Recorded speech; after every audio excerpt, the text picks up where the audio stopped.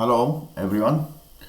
This is a question on GCSE Higher Maths, June 2022, and this is the exercise 917 on direct and inverse proportions. Y is directly proportional to the square root of t. The value of the y is 15 and the value of the t is 9.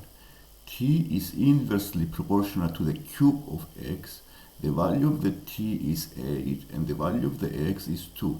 Find a formula for y in terms of x. So we start here by writing down the equations of direct proportion as follows. Y equals k over square root of t. And we use these values to find the value of the k. So we write here 15 is equal to k times root 9, which give you 15 equals 3k. So the value of the k is 15 over 3, which is 5. So this equation becomes y equals 5 root 2. And we also write the equation of inverse proportion as t is equal to k over the x power of 3 to the cube of x. And we also put the values to find the second k. This is the k2, this is the k1. Then we write 8 is equal to k2 over 2. In this case the k value is 10. And therefore we write the k value here 10 over x.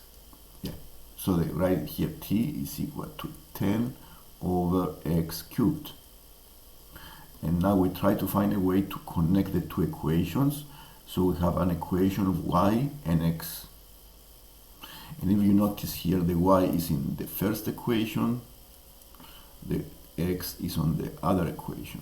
So I need to connect the y here with the x here. To do this we use substitution. So we use the method of substitution. And we replace the y into the value of, yes, we need to use the method of substitution, and we use the value of the t into the other equation. And let's see, the best way to start to substitute is to put the value of the t.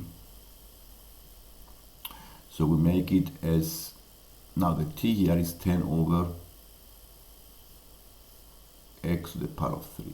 So if you make here the t the subject, you have y square. So from this equation above, we will find the y square is equal to 25t, and therefore t is equal to y square over 25. Now we go into the other equation and we write it as y square over 25 is equal to 10 over x to the power of 3. And I want to make y in terms of x. So it's a good idea to make y the subject. So we times by 25, so the y square is 250 over x to the power of 3. And then we take the square root of both of the sides, and then the y is the subject of the equation, and we have y the subject of x to the power of x in the other side. So it is a square root of 250 over x to the power of 3.